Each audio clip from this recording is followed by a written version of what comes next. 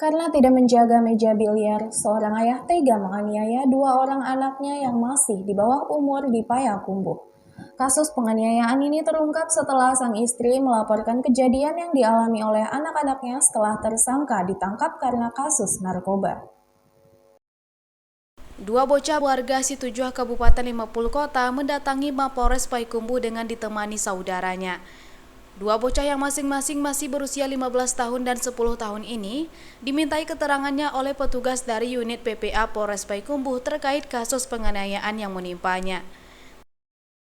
Di hadapan petugas, dua bocah ini menceritakan kejadian pilu yang mereka alami yang kerap menerima kekerasan dari ayah mereka yang saat ini ditahan di Mapores Payakumbuh karena kasus narkoba. Ayahnya mengamuk karena korban tidak menjaga meja biliar, di mana saat itu korban tengah berada di kamar untuk mengambil buku pelajaran. Tiba-tiba tersangka langsung mendatangi dan memukul anaknya. Bahkan bila tersangka dalam pengaruh narkoba, kerap melampiaskan emosi ke kedua anaknya ini. Kasus penganiayaan ini terungkap setelah tersangka yang juga residivis kasus narkoba kembali ditangkap petugas karena terkait kasus narkoba. Selama ini istri tersangka selalu dalam ketakutan, akhirnya memberanikan diri melaporkan kejadian penganiayaan yang kerap ia terima bersama kedua anaknya kepada pihak kepolisian. Baik, jadi berawal dari tertangkapnya tersangka dalam perkara narkoba.